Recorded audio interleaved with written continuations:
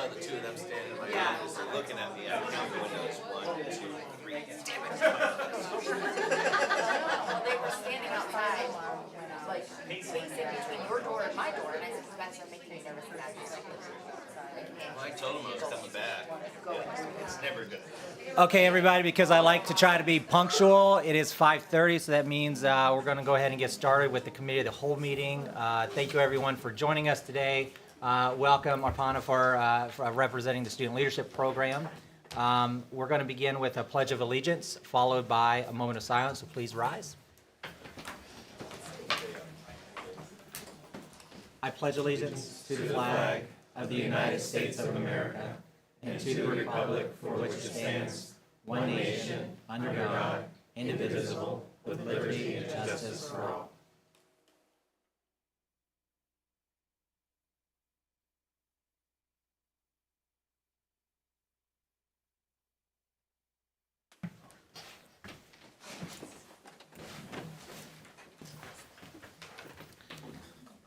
Okay, thank you. I believe Dr. Gibbs is joining us virtually and may interrupt us at any time and speak up, but Assistant Superintendent Neil Brockman is filling the role today. So for the superintendent update, Mr. Brockman. Thank you, Dr. Brenneman. Good evening, Board of Directors, staff members, and everyone here and watching at home. I want to start tonight by recognizing the tremendous work our entire staff has put into ensuring a successful first quarter of the school year. As we begin our second quarter, I want to share a sincere thank you from Dr. Gibbs, myself, and the entire cabinet. There's a lot of work ahead of us, so thank you for all you've done, for the resilience you've shown in the face of change, and everything that you will continue to do day in and day out to educate and support our students and their families. The work we need to do will not happen overnight. It's hard work. It's not a sprint, but a marathon. So thank you. As we close out the first quarter, I want to remind parents to expect first quarter report cards to be mailed the week of November 17th. As we enter this second quarter, I want to talk about some early little wins.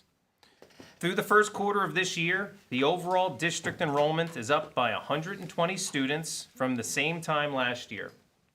We want to thank the parents for entrusting us with your children and giving us the privilege of educating them. Additionally, I am pleased to report that so far through the first quarter, 13 of our 16 school buildings have an average daily attendance which is greater than 90%. Nice.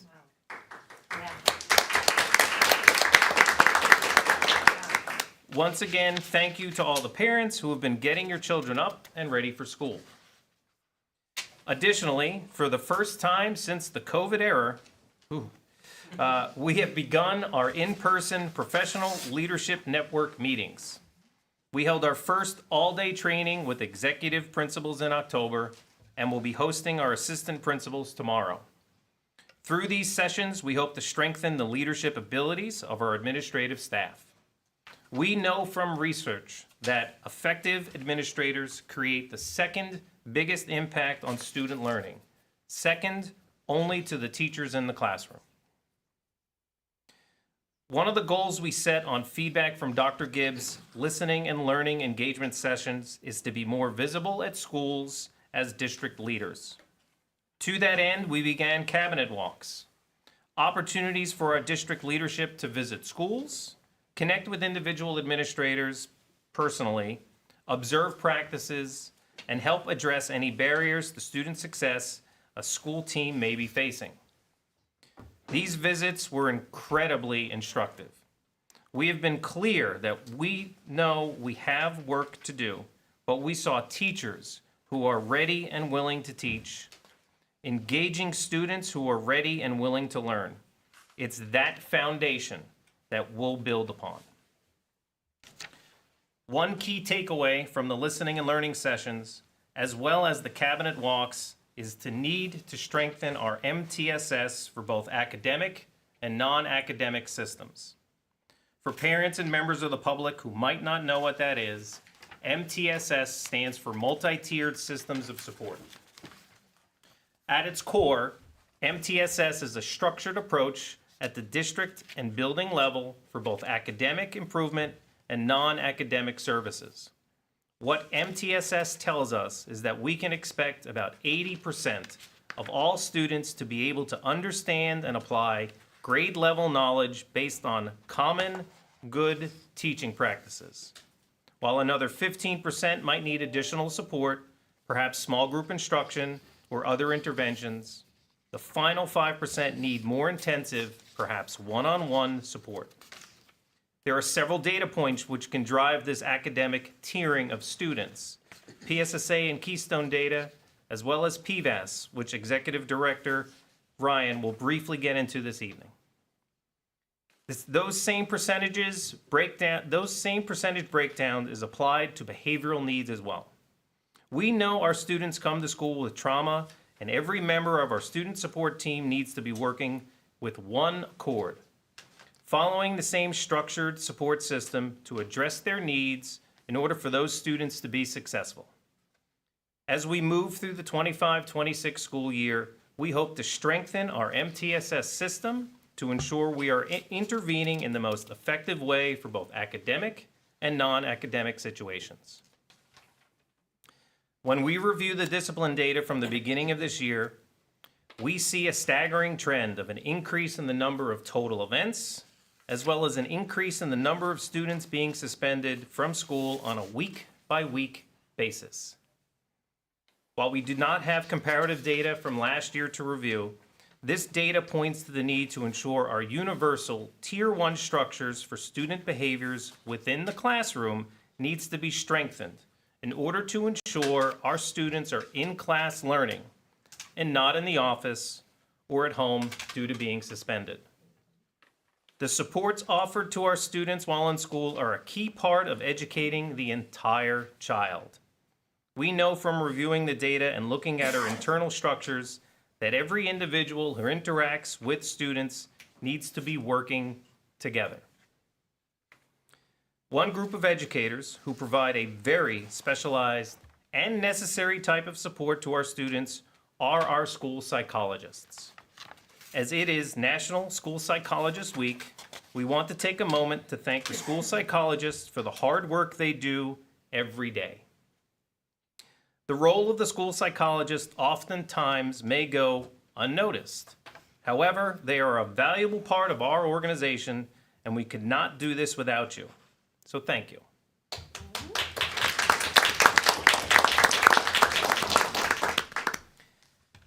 I also want to take a moment to honor two other groups of people. First, I want to thank all of the veterans who have dedicated their lives to service, both in our armed forces and here in our district. We asked our employees to let us know if they were veterans or active service members of the military, and I would now like to recognize those who responded affirmatively. Please join me in thanking the men and women whose names are on the screens now. Thank you all for your service.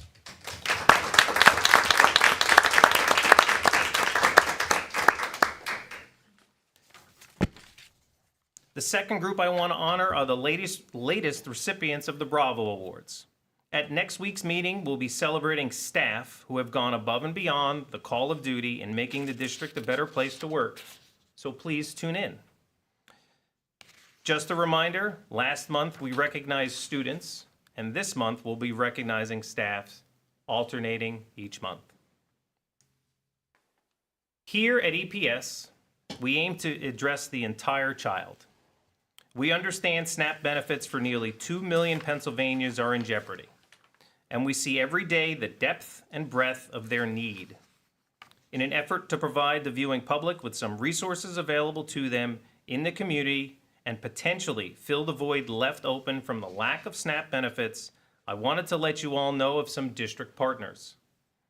They include the Second Harvest Food Bank, which includes a weekly backpack program where we supply families with canned and dry goods. The individual community closets set up by the United Way in our schools. There are several local community centers which have opened up food pantries. And lastly, you may dial 211 for additional resources.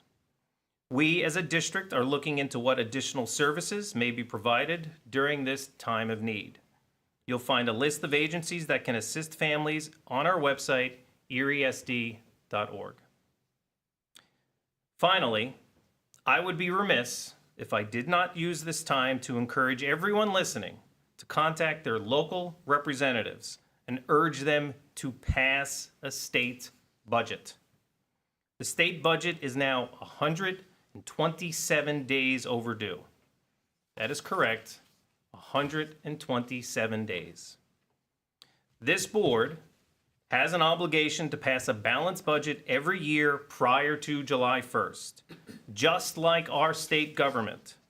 And this board has always met that legal requirement. The truth is, if a budget is not passed by the end of this calendar year, Erie's Public Schools will have to borrow money to continue serving our students. We are doing our part to deliver an exceptional educational experience to every student every day. It's time our legislators do theirs. Before I close, I would like to also take a moment to congratulate those who won the recent election. Dr. Brenneman, congratulations. Director Sharif, and welcoming our new directors, Miss Leah Mirsky, as well as Mr. Gary Horton. So congratulations to those of you who won.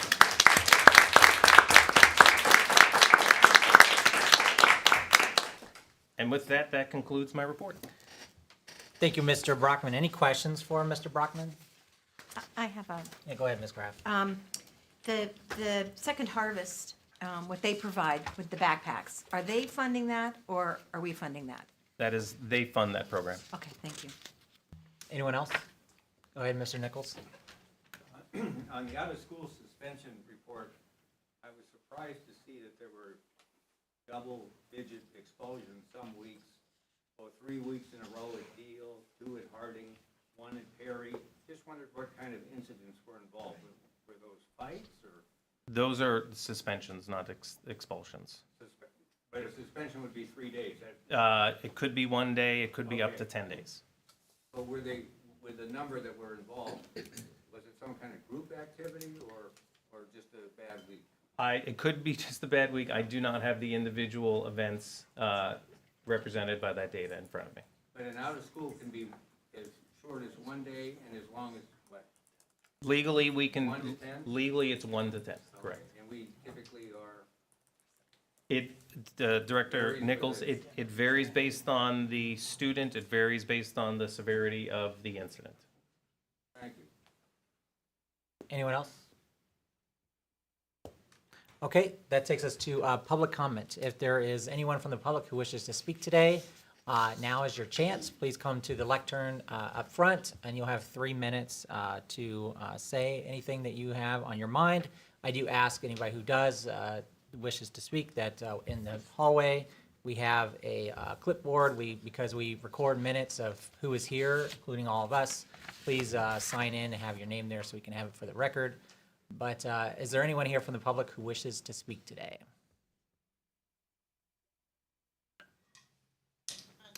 Go ahead, come on up to the lectern and give us your name and you'll have 3 minutes. Hi, my name is Brenda Spears, and I'm concerned about the Erie High. There is a lot of stuff that's going on up there. There is kids getting maced in the halls, and the kids that aren't being trouble, they walk through and they get the rounds of it. There's got to be something you guys can do with that. I mean, I remember how you guys used to do A and B days or whatever. You know, there's got to be a leeway in between, because bringing the east and the west side and all those kids together is not a acceptable situation. And it's not all the kids that are bad up there, you know, so we need to do something. I mean, seriously, because that's ways that they can't learn because they're that emotional stuff. Thank you. Thank you. Anyone else from the public wish to speak tonight? Last chance? Okay. Moving on, next on our agenda is Educational and Student Services. First is the PVOS results, Ms. Karen Ryan. And I don't think, did we ever congratulate Ms. Ryan here on your new title here? Thank you. So, yeah, congratulations. What's the exact title? Executive Director of Schools. All right, congratulations, our new Executive Director of Schools, Karen Ryan. Okay, perfect. I really appreciate the opportunity. Thank you very much. This evening, I'm going to give everyone an overview of our PVAS data for this year, knowing that next board meeting, we're going to take a deeper dive and really look at the particulars. Wednesday or next? Oh, next Wednesday. No. So just so we're on the same page, the PVAS provides us with a preview, or I'm sorry, PVAS provides us with growth data. And PVAS stands for the Pennsylvania Value Added Assessment System. PVAS kind of rounds out the assessment picture from the State Department of Ed. We know that every year we get our PSSA scores, which are achievement scores. PVAS adds another layer, which enables us to see how much progress our students are making, even if they haven't hit proficiency yet. PVAS complements our PSSAs and our Keystone data to give us a fuller picture and understanding of our students. And I should be clicking this right here. So we're going to move right on. So why does PVAS matter? PVAS matters because it enables us to see growth data, which enables us to know how much progress our students are making over the course of a year. PVAS also compares students from across the state, and our students included, so that we understand how our students are growing based on how students that are similarly starting are also performing. So PVAS is really broken into 5 different sections. If you think of 0 to 20% to 80 to 100%, there's 5 different quintiles. And what we're going to get into next week is where our kiddos are performing, our growth is performing. When you look at the bottom, you see the colored chart. You can see the red, the yellow, the green, the light blue, and dark blue. That really shows us and will give us an idea that when we start next week and we look at red, it's strong evidence that our students didn't meet growth. Yellow is moderate.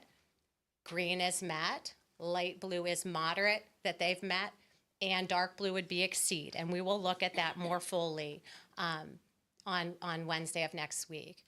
But as we start to look at the PVAS and we're thinking about this at a district level and at a school level, it really helps us think and delve deeper into identifying the effectiveness of our programs and teaching practices. And it also helps us make data-informed decisions on curriculum, resources, and supports.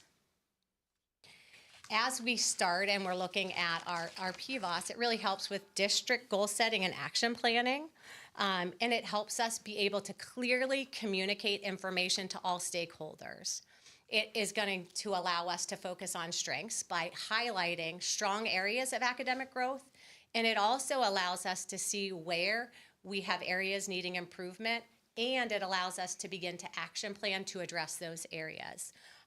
We are going to do this work through our strategic planning process. So we want to make sure that we're looking at all kinds of different data so that we have a picture of the things that we're working on to improve. So some basic highlights, and again, we'll delve deeper into this next week, from our PVAS data. This year we saw positive trends in growth in mathematics in grades 5 through 8. In ELA, we saw positive trends in growth in English language arts in grades 7 and 8. And we'll, again, look more deeply at those next week. Ooh. Areas for some continued focus. So as we started to look at our PVAS data, again, we're talking about where we didn't have evidence of meeting those standards of growth. We have opportunities to look at the data, and we have opportunities for growth in grade 4. We have opportunities and trends in growth in our English language arts, grades 4 through 6. and also opportunity in trends and growth in algebra, biology, and literature. So again, we're going to continue to use PVAS data for goal setting and program evaluation when we're looking to see and make decisions about programming that we're providing for our students or after school summer programming. We want to know, are we getting the growth that we need? We also want to be looking at our teaching practices and curriculum and assessment practices. So we'll continue to integrate growth data into our assessment tools. And again, I think the big part of this is when I show the data next week, it really helps us maintain transparent communication. It's very easy for all stakeholders to understand as we start to look at that data. Is there any questions that I can answer? Go ahead, Ms. Grant. Thank you. You mentioned something about seeing the growth that we need. Do we know the growth that we need? No. I mean, because every year, I mean, I've only been here for 2 years, but every year it's like the scores are terrible, but we paint a better picture with this kind of information saying we're growing, but yet the scores don't improve. So do we know what our starting point is and how much it has to grow in order to get to something where we actually see changes to our achievement scores? We do. So PVAS allows us to see, again, different quintiles of students because we have students that are in 0 to 20, 21 to 40, 41 to 60, et cetera, to 100, right? And what we want to make sure is that students in all of those different quintiles are growing and that they're growing at the rate, right, compared to all other students who start where they are comparably.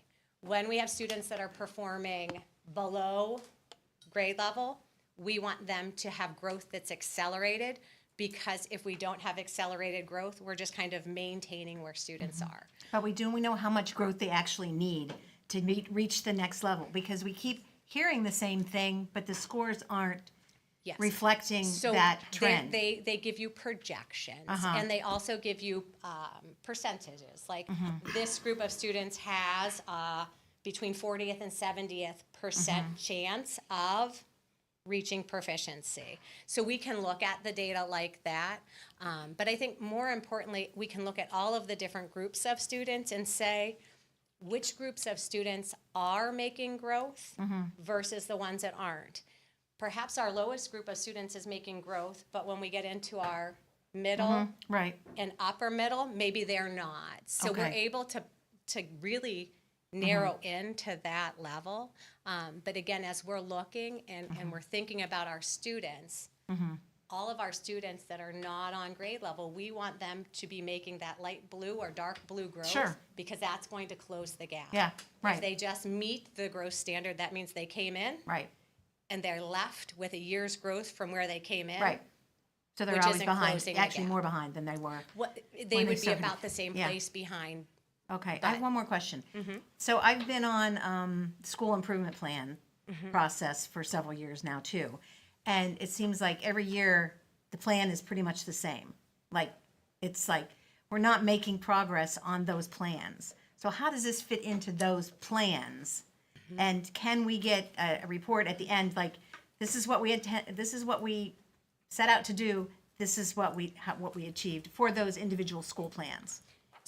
So again, when they start their plans, they look at a variety of data. Yeah. I think when we get into measuring the progress across the plans, we continue to have conversations about how effectively we're doing that. And when you say if they're not looking at this data and saying, are we making the growth, then I don't know that we are being as intentional with our action steps and our plans that we should be. Yeah. Because we should be growing. Right. I'd like to see a do-out at the end of the year where we actually Yeah, and- review their And plans. if I may, we did create the position of Chief Accountability Sure. Officer. So we have Ms. Gatewood Yeah. and also Chief Executive of Schools. But we also have a number of, I believe, software and for data tracking, and we have new practices and protocols that are going on at the building level, executives, principals, and et cetera. And so I think the actions that the administration has taken this year is unique to Absolutely. the prior years. Right. And so as they develop the processes that they'll inform us as far as and how they're going to, and then you know, as far as like how they're going to address these changes. Yeah, I just want to see like what worked and what didn't And work. we're super excited as we start Right. as we are in our executive principal meetings and our assistant principal meetings, that we're going to do a deeper dive so that our principals have more tools to use this data strategically with their buildings and their individual teachers, because we can see how that is going. Mr. Sharif? Yes, so I have a question, because you say that you're gonna present next week, so I don't know like how fair it is, like what information, is this the same information that Dr. Gibbs, basically, like the same information she provided with the PASA score and Keystones? Is that the same data we're looking at? So it will be different. Dr. Gibbs, that's the achievement data. What I'll present next week is it will look at, we'll look at grade bands, and again, it will be reading and math. And it will show fourth grade, but it will talk about how we grew versus the achievement scores that we got. So this is, if we think of like a whole picture of a child, when you go to the doctor, you get certain scores that are, you know, set in it. This is gonna show us how we grew. So comparing our scores from the previous year? So what it is not comparing scores, it's comparing Growth. It's comparing students now. So it's going to look at the students that we had, and it will start in fourth grade, and it's based on their test history. And it will say, based on their test history and other students who have a similar test history and start, how did we grow our students that are the same as other students across Pennsylvania, based on their test history? So and also like, cause like right now, basically we already finished the first quarter. We did. So how we capture that, like for example, our anchor program, after school program, hasn't started yet. So we already missed like the whole first 40 days of school. Like when do we plan to start the anchor program? The Anchor program, they're recruiting right now. And the Anchor program will start, I believe, right at the beginning of December. So we base it on data, so we get our data organized, and they are recruiting for that program right now. Recruiting staff or students? Our staff has already been recruited, and they are recruiting a targeted group of students. I believe they started. Yeah, because I'm at the just end of asking last because week. I just don't know like how effective our anchor program is. I know we put $1 million in just within our Erie School District program, right after school program.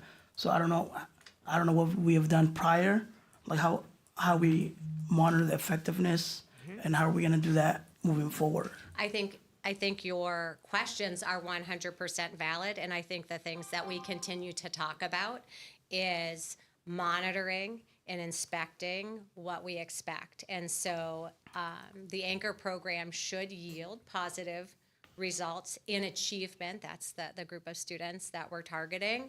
And so there, I think, needs to be a bit more oversight to make sure that we are visiting, that administrators are visiting Anchor classrooms, so that we can ensure that what's supposed to be happening there is happening. And to that question, Mr. Reed, I think when we were doing the budget last year, I guess earlier this year, did we review the scores of those programming as we were considering? I'm pretty sure we had a review, but in that time, we also had recommendations of what we would like to see for this next budget cycle.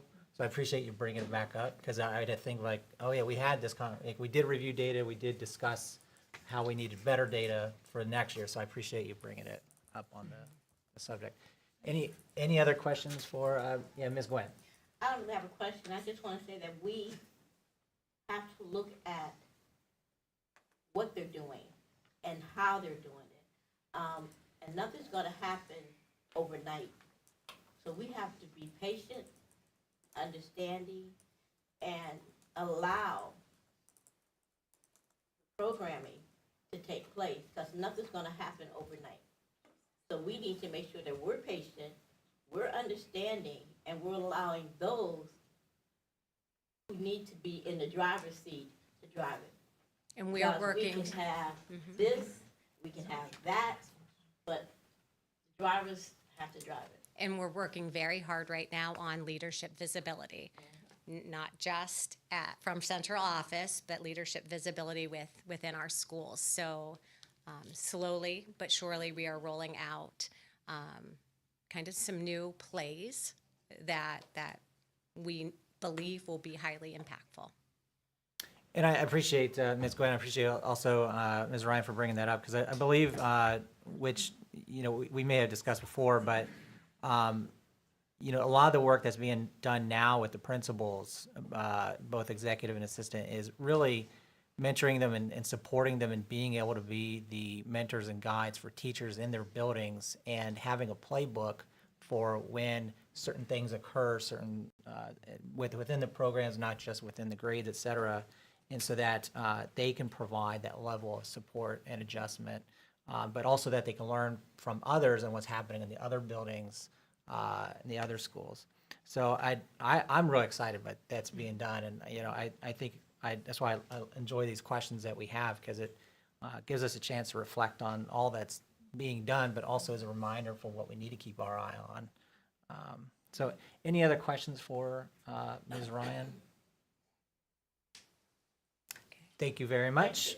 Next, we have Dr. Rick Schneider, who's the supervisor of secondary content, talking about STEM in action. Good evening. Just want to make sure I understand what I'm looking at when I'm using a little controller here. This one's a little different than I expected. Okay, sorry about that. I am Rick Schneider. Thank you very much for having me here today. As you all know, that in November we celebrate STEM, and actually STEAM as well, because National STEM Day is coming up here on November 8th. It's a great day for us to celebrate all the scientific and engineering sort of things that we do for our youth in Erie. A couple little things I'd like to mention before we get started. You'll remember that last year we did review a bunch of the STEM programs that we have available at both the elementary, middle, and also the high school level. And I also do want to just say that there are a bunch of planned activities for STEM and STEAM-related activities around the city of Erie for folks who are listening. The Experience Children's Museum has some hands-on STEM activities this Saturday planned for students, as does Penn State Barron, and the YMCA and WabTech are partnering for some workshops. So if folks want to get involved with their children with that, great opportunities exist out in the community for that. This evening, we just want to kind of preview a couple of the very cool programs we've done with the high school students over the past year or so related to STEM, and some partnerships with local universities that we've been involved with. And next week, we'll get into a little bit more detail about those programs, but today is just going to be kind of a quick overview. So first and foremost, we've had two pretty significant partnerships over the past year with both Mercyhurst University and Gannon University. With Mercyhurst University, we worked with Amy Bouchard and Dr. Anuj Bajaj, who is a professor of data science at Mercyhurst. They were very much interested in building better connections with our students and providing them with some opportunities for both learning about STEM careers and also receiving some mentoring from Mercyhurst students.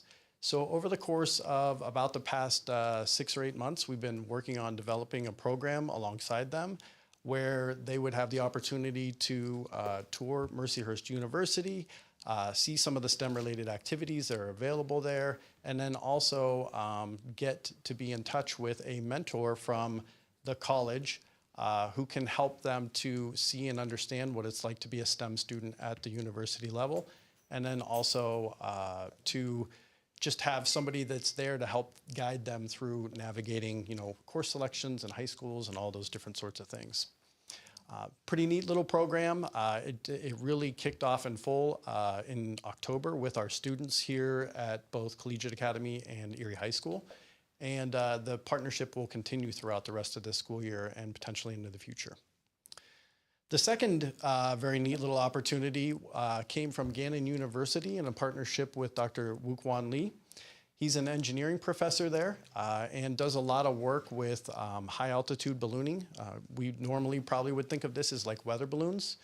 And so his work revolves around building what they call the payloads for the weather balloons, which are sensors that are attached to the weather balloons as they're allowed to kind of float up into the atmosphere, and programming the digital components to go along with it, as well as designing the elements to allow those components to maintain safety in the atmosphere and return to the ground safely as well. So his partnership with our students in our engineering, pre-engineering program allowed our students to take part in that process from scratch, coding all the way up through the development and release of the balloon and retrieval as well. So next week we'll give you a brief little tour of what that program looked like and what our students were able to experience from that, as well as the retrieval process and the next steps that we're planning to work with them from that point forward. As you can see, I just kind of provided some brief little timelines for where we've been and where we're so far up to this point in time. And as you can see, and maybe remember, we actually did have our first launch day back in the spring on a rainy day in May. It did get a little nice press coverage from both Gannon University and some local news outlets. And I think our students really got a great experience from that. And so with that, I'll just wrap up quickly with questions that you may have, and we'll dig in a little deeper with these programs next week. Any questions? Go ahead, Ms. Graff. So the Mercyhurst, that would be winter 2024, right? The initial contact? Yeah, so Okay. we started actually relatively early, and then No, it just it's says been- 2025. Yep. Well, yes, so it. Oh, so you mean early the year? Yeah, early. yeah. Actually, it was. Got it. Yep. Yeah. Okay. Kind of before the year changed. So. Okay. Yeah. And so you said it's with Collegiate and Erie High. What's the Yep. percentage of students from each, would you say? So I want to say, well, so last year the Gannon ballooning program was housed at Erie High and taught with one of the Erie High teachers who was working in the engineering program. This year, just because of teacher availability and in their schedules, it shifted over to Collegiate because there was a teacher there that had the ability to teach the class and space in his schedule to be able to teach it. And so that may be a, kind of a partnership that stays. I'm not sure which building it'll be at. It'll be mostly dependent on staffing and capabilities with that. So class is open to all students who want to take it. I want to say that last year with Gannon Engineering, it was probably about 70% collegiate students and then about 30% Erie High School students. And then there were some students in the engineering program who took advantage of that as well. And then with the Mercyhurst STEM Exploration Program, I want to say, if I'm got my numbers correct, and I can double check this for next week, I think we had about 30 students from Erie High School and about 20 students from Collegiate Academy, 20 to 25, yeah. Thank you. Yep, Mr. Nichols. yeah. Do we still have internal programs for STEM like robotics? Or Absolutely, yeah, yep. So all of the programs that we shared with you last year are still up and running. So, the intent for this evening was really to just kind of share some of the new ones that are in the works. Anyone else? Okay, Thank you great. very much. Thank you. Next, it takes us to finance and operations. We have our CFO, Mr. Brian Cheese, on the bond issue, and then a couple other items will follow up from there. Thank you, Dr. Brenneman. Just a brief update.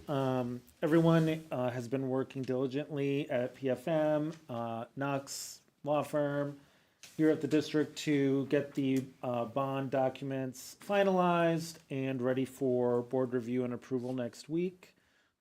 Reminder for everyone, we are anticipating a $10 million bond issue similar to the one we approved last year. And this bond issue is going to be going towards construction renovations at Strong Vincent and Grover Cleveland.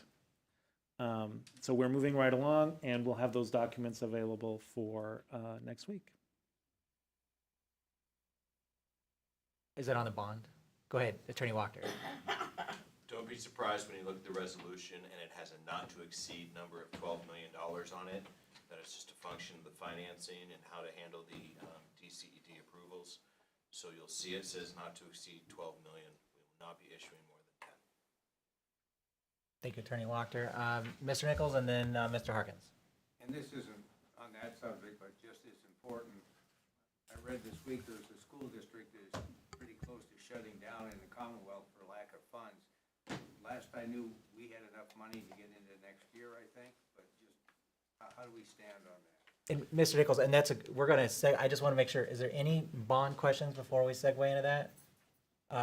Mr. Harkins, you wanna ask your bond question, then we'll get right into it. Thank you for the transition. We'll do Brian, I'm just curious why we have a 7.05 and a 7.06. They seem to do the same thing, and one is called a placeholder. I thought everything isn't plugged into 705, but It's possible Attorney Wachter and I maybe were working at the same effort. Eagle Eye, Mr. Harkins here, so. well, it says twice it's a placeholder. In between them, there's two sentences that say the same thing. Yeah, we just put the same thing on It's a there. duplication. Mr. Harkins, many of those, you'll see in there that under the workflow where it says waiting for Tim Wachter, that would be me. I've heard about you. A significant number of them showed up in the last 24 hours in my workflow, and I haven't had a chance yet to finalize those. Okay, And that'll be cleaned up, but yes, we were extra diligent. I like to refer to that as. I didn't see it as a crime, I was just curious. Thank you, Mr. Harkins. Any other bond question? Okay, and now, Mr. Chief, back to Mr. Nichols' question. It is true that we don't have an unlimited amount of reserves. I do think that we are, as I've always maintained, we will make it into the early part of next year, probably January, before we really need to consider any borrowing. But I can bring to next board meeting some more details about what the timing might be for that, so that everyone just has a little bit more comfort level with it. Because what, we would just have an organizational meeting in December, or? Yeah, on December 10th, we have, because we have the reorg on the 3rd, and December 10th, we have both a regular with the committee of the whole beforehand. Yes, correct. Thank you. Just a question. Go ahead, Mr. Brian, I think you mentioned last month, like if we did borrow money, the state had some options, like would they cover the interest on that? The bond, I think it was called the bond intercept program, is that correct? Yes, sir. The technical term. It allows us to forego making our debt service payments while this budget impasse is going on. We would, of course, resume those payments afterwards. The state essentially pays for it while there's no budget. That would save us around, I think it's around $2 million when it's due, but there isn't one due imminently. It's several months beyond the new year that it would need to be paid. I will say that I have discussed with Attorney Wachter the possibility of finding other ways to save money by delaying other large payments. I just think Go ahead, it's interesting that they would pay $2 million at the back end rather than just freaking passing a budget, that we could use that $2 million, Yeah, and speaking of that, they get to play politics, in Harrisburg, a luxury, as Mr. Brockman said earlier, that we don't have, right? And that would, if they still don't figure it out by then, that would take us to almost day 190, halfway through. And so it was mentioned in the update email that I sent from Mr. Cheese that also included notes from myself about a resolution. So all of you probably received a template of one from PSBA. We're not a big, myself, I'm not a big fan of cookie cutter because legislators tend to ignore them because they read one, they read them all. And also, I believe we should equip our community with the understanding of what the exact impact is on our district and what's unique about it in our district, kind of the points that Mr. Nichols was bringing up. So Mr. Cheese, who's already been very proactive on this, and Attorney Walker and myself are working on a draft, and we'll have it to you by Friday, and with the intention that it's up for consideration for a vote next week's meeting. So look for that resolution draft by Friday. Any questions more about the budget or the resolution? Just a Go ahead, comment, can Ms. we Brad. have that as a separate item? It'll be under supplemental new business, correct? Okay. Any other questions for Mr. Cheese? I do want to note that he gets the benefit of having the best backdrop of anyone here with the artwork that is from our own students. Now, we're going to have, under the supervision of our board secretary's office, we're going to have more artwork from our students that's going to be on display here in the boardroom. So, we look forward to seeing more of our students, their work featured here. So, but yeah, I just get to, everybody's got blank walls and you got all this beautiful artwork behind you. Moving on to the strategic plan and panorama update, Ms. Gatewood. Good evening, and thank you, Dr. Brenneman. Good evening, board members, colleagues, and community members, partners, student leaders. We appreciate you all being here. Tonight, I will simply provide a brief update on our strategic plan development, as well as the panorama data integration updates. Please note that this is simply an overview this evening. Next week, we will provide a detailed presentation. I have been in contact with our board secretary to ensure that all documents are uploaded on board docs for your review prior to the board meeting on next week. I also ask that you note the detailed one-pager that I have provided, which will simply summarize the key points that will be provided in the detailed presentation next week. Both of our efforts as it pertains to our strategic planning process, as well as the panorama data integration system, will emphasize the importance of us being transparent, collaborative, and accountable. We want to ensure that our work is grounded in the voices of our students, our staff, our family, and communities. Currently, we remain in phase 1, the project management and facilitation phase of our development of our strategic plan. This phase focuses on the establishment of our strong foundation for our strategic work. If you notice on the one-page outline, I have detailed where we currently are as a committee. We are currently in the process, or not in the process, but we have established our process for the strategic planning committee selection process, which includes our steering committee.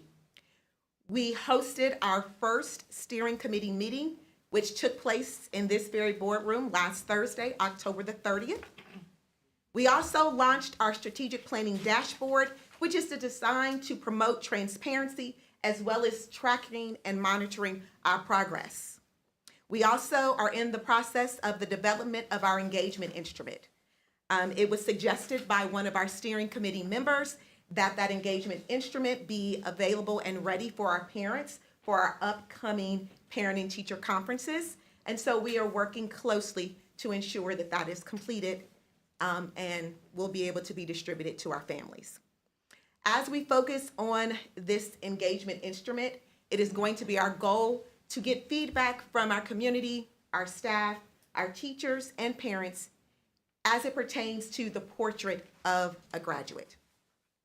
We have also begun the work of collecting and reviewing the historical data, not only from our listening and learning sessions, but also the historical data for the past 3 years for our district.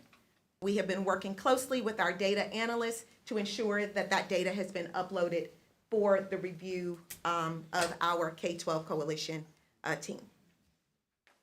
All right. Are there any questions? Go ahead, Ms. Brad. The strategic planning dashboard, who is the intended audience of that? The intended audience would be parents, staff members, teachers, It said it was launched. Yes, it has been launched, yes. How do we get access to it? You are able to access it by actually going on our website. And there has been a tab that has been posted on the website that says strategic plan.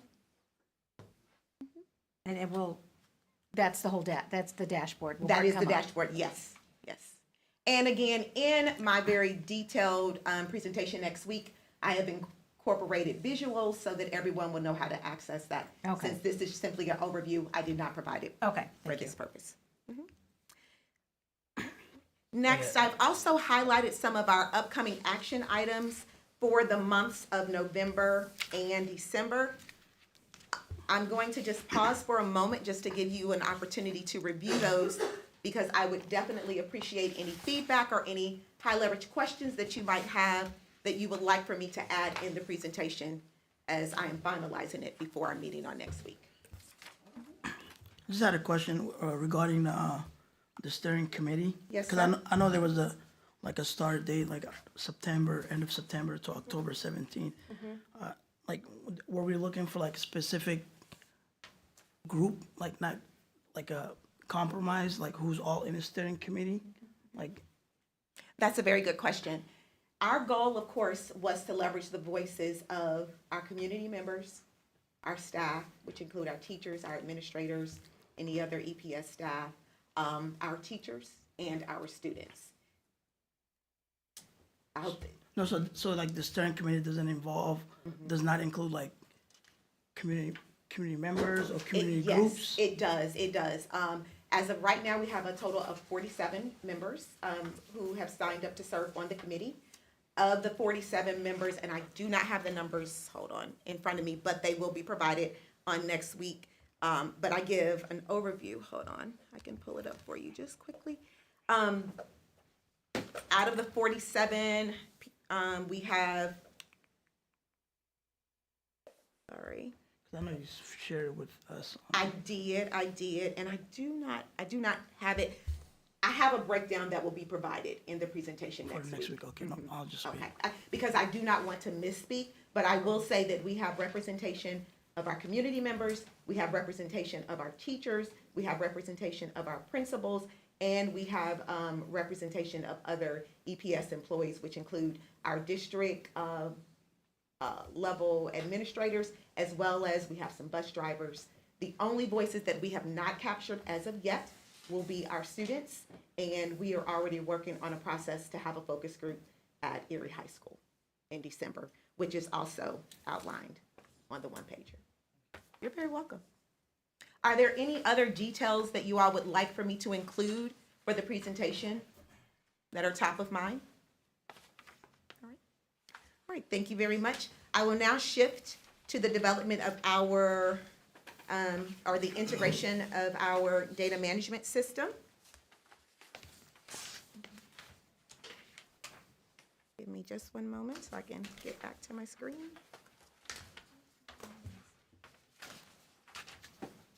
All right.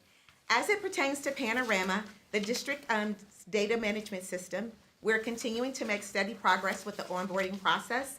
Again, I have provided just some high leverage items on the one-page review.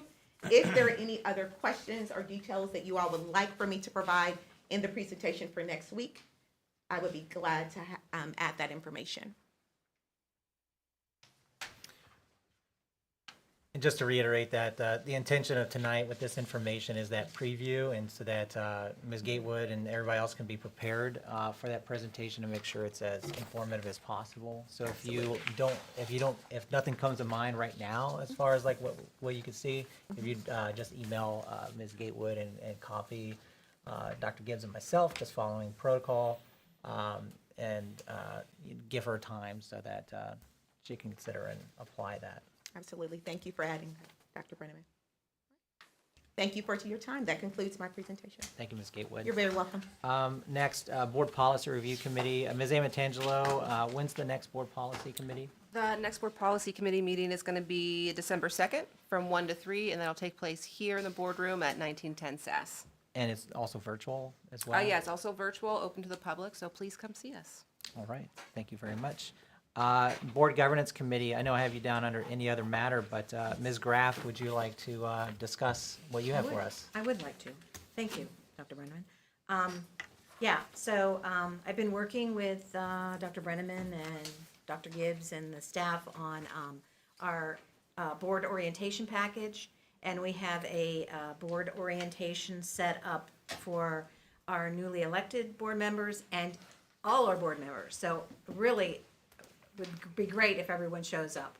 I'm sure we can all contribute and, add some stuff. But we put together overview slides and then a binder. Well, Alyssa put together a binder with a lot of information and stuff. So hopefully, I learned a lot by going through this, which I should have known, but I didn't pay attention. When I was onboarded, I'm like, what? You get flooded with all this stuff.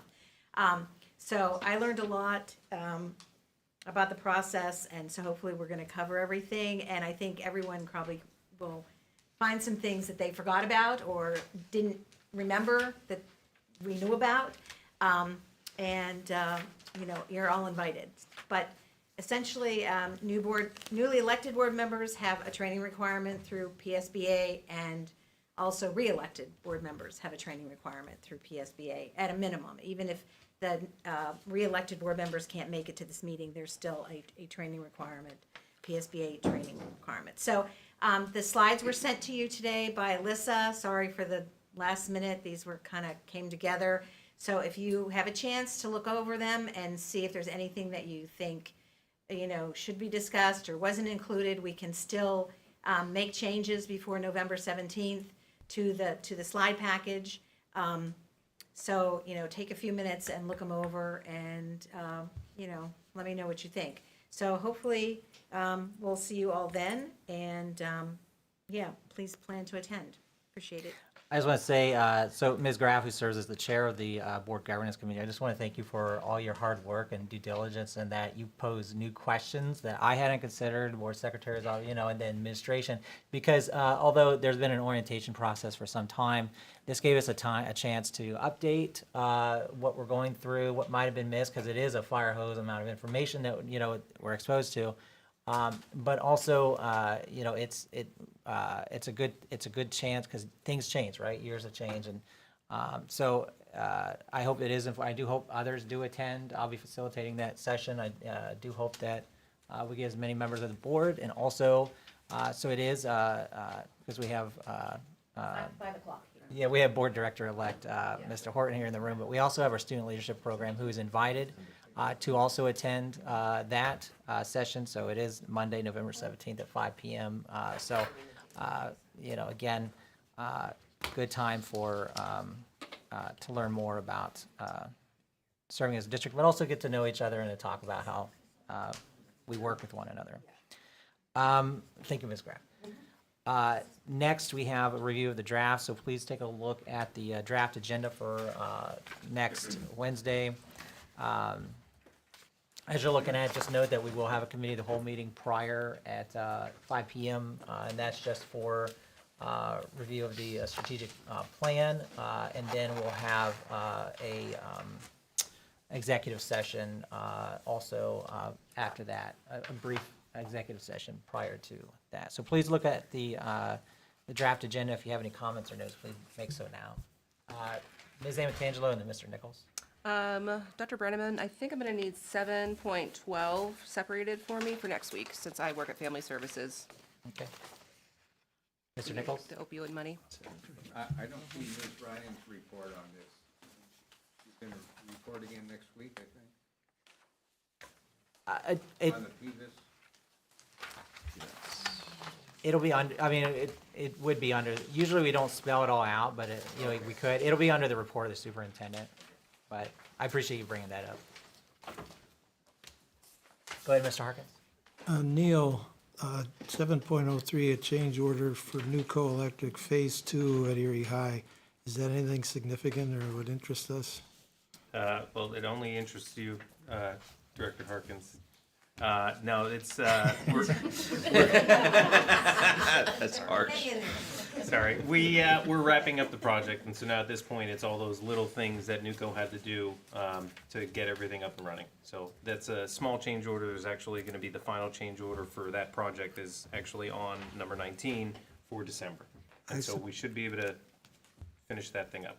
I suppose I only asked because we had those electrical snags at Edison, and I just wondered if we had any new ones. No, this is straightforward, just kind of some small things that Nuco needed to wrap up while they were in there, before they left. Could you refresh my memory? What does Phase 2 target? What projects are we aiming at up there? For Erie High, this is the end, Phase 2 was the south side of the building, which includes what we call the hockey stick, as well as the offices, that was the gymnasium, that was the new addition, and really the bulk of the building that we didn't tackle, so the south side of the building. That was the one that was approved in 2022, I think, yeah. Did we ever make a decision on the auditorium? No decision has been made on the auditorium. It's currently set up with the architects that if the board so chose to do a standalone project just in the auditorium, that's how it was actually designed. Okay. Thank you, Neil. Ms. Graff? Could we separate 705, 6, whatever it ends up being, or separate? And then, can you just describe a little bit about 704 and 714, the district social media accounts? What exactly are those? So the board has a policy on social media that requires the board to take any action when a social media account is created at the district level. Right, which ones are we creating? So right now, and I'll have Ms. Irwin come up and maybe she could speak more to it. I believe that we are going to start an Instagram account, but with this resolution, we wanted to just get the prior approval if we wanted to expand to other platforms. So, Ms. Irwin? Hi, everybody. Yes, that is indeed the case. Our most immediate plan is to start with Instagram. Tonight we have with us Janana Ivankovic. She is our new communications specialist, and we are so happy to have her here because she will be managing most of our social media and our website development. So now we have the additional personnel to help expand our platforms and our engagement opportunities. So this discussion or this vote will authorize whatever comes down the pipe? Okay, whatever's deemed appropriate. Okay, and then 714, what is that related to?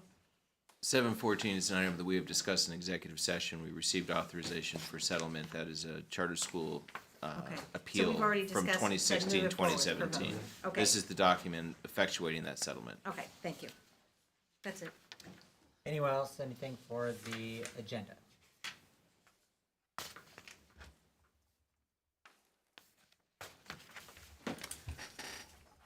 Okay, that takes us to any other matter. So I just want to make note of a few things, and then I'll turn it over for the rest of the board here who may have something to add.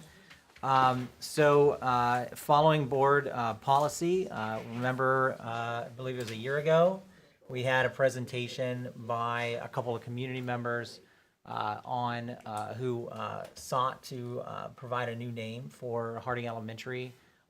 We listened to their presentation, and again, following board policy, we committed to having a public session sometime in the future, but with the superintendent hire and everything else that we had, unfortunately, delayed that. So we are going to have that public community session where they'll be able to actually see that presentation, give their feedback, and if they wish to sign up to be part of the review committee and the review process, or just to give their input, that they'll be able to do so.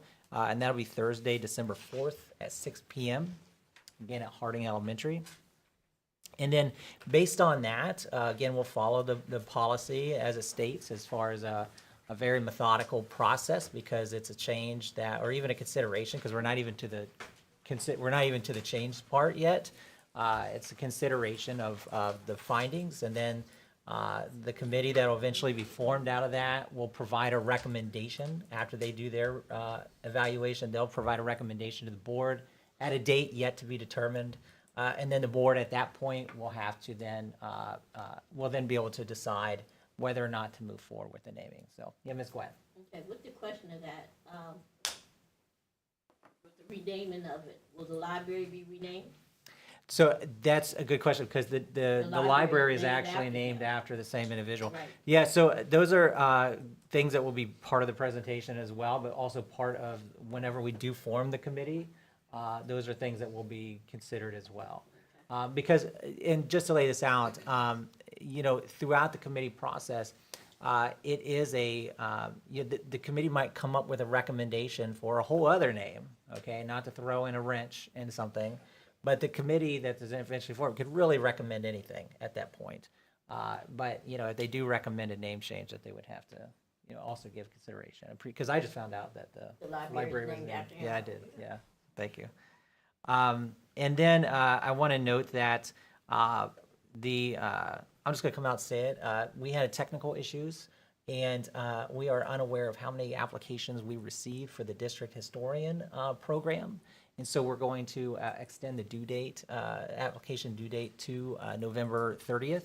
And if folks have already submitted an application, please resubmit, and you may contact me directly as well with that application. And then from there, we've already developed and again, following the resolution, we've developed representatives from the teachers union, student leaders and others as well who participate in it, but we may not have that review and interview process probably in January, which is when after that committee meets, which was going to consist of 3 board members. So we'll need 3 board volunteers. I'll probably be one of them to serve on that committee to listen to the presentations. And then that committee is going to give a recommendation to the full board as far as who will be appointed as the first district honorary district historian. And just to note, just because there are appointees with any committee, with any team, that any number of board directors, you are invited to attend regardless. So I just wanted to make note of those 2 things. I have a couple other items. I don't want to dominate this. I know I am right now. Is there any questions about the Harding name review or the district historian? Yeah, I have a question Go ahead, about Ms. the Graff. Harding name review. So this is just really, the December 4th is just an information session. Correct. Information session, but also a chance for members of the community to provide their feedback and Interest, input. And yeah. if they have interest in serving on the review committee, then And they can sign up. who's setting that? Like, you will be? I'm facilitating Okay. that session, and then we'll have the members from the community Okay, very who will good. be given their presentation. Thank you.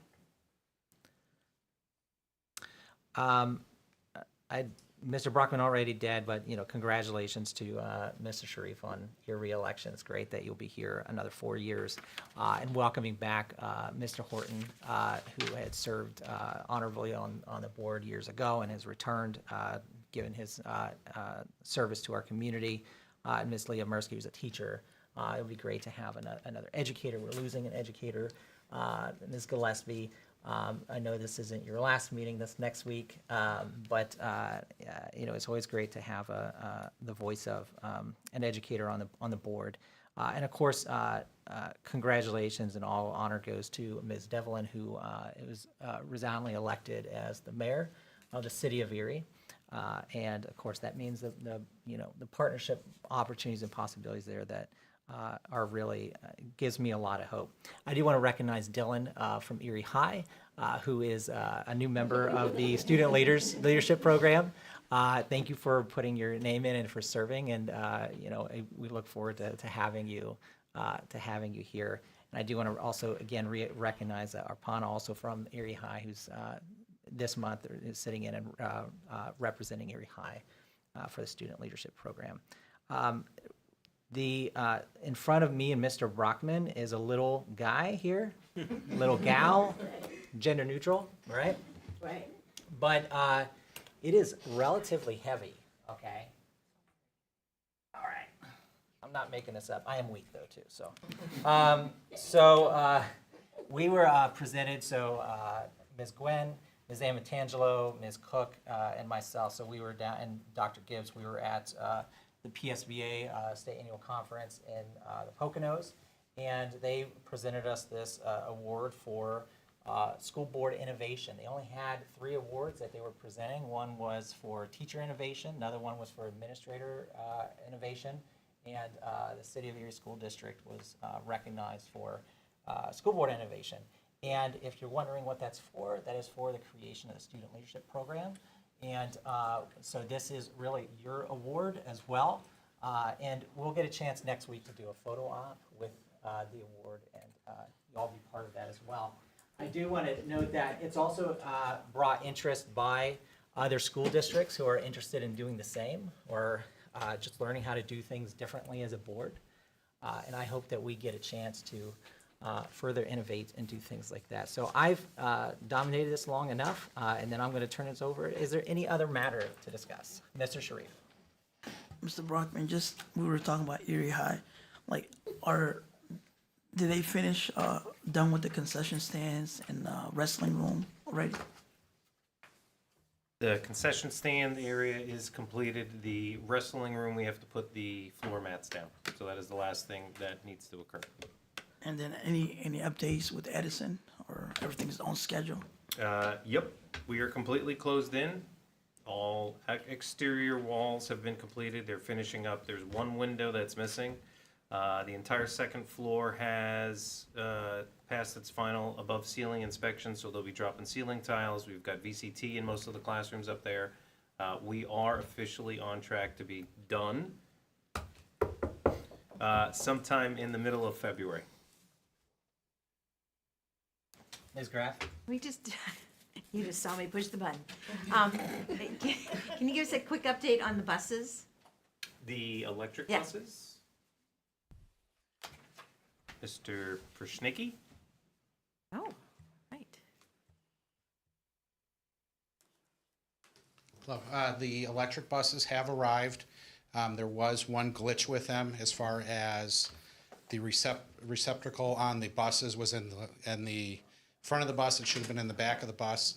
Wolfington has worked out a re-engineering to repair that issue, and they're taking back the first set of buses actually tomorrow to do the retrofit and bring them back then. And how many would that be? We got 12 buses, so they're going to take them a couple at a time because it is a little bit of a lengthy project.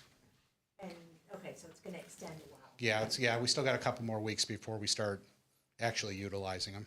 Thank you. Right now, I think we're shooting. They're hoping somewhere in the middle of December, right before break. Thank you.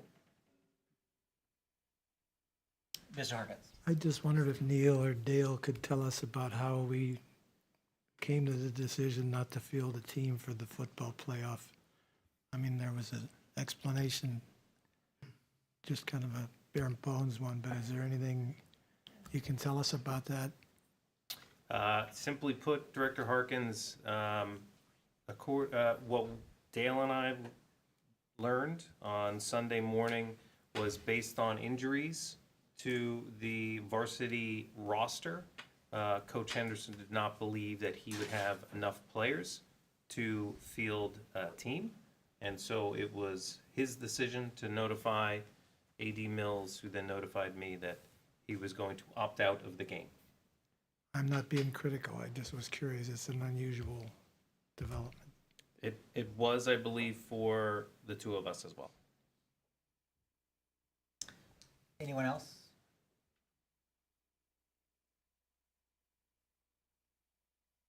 Okay, we do not have executive session this meeting. We do again next week. Thank you, everyone, for being here and going through with this. Hope you have a wonderful rest of your week.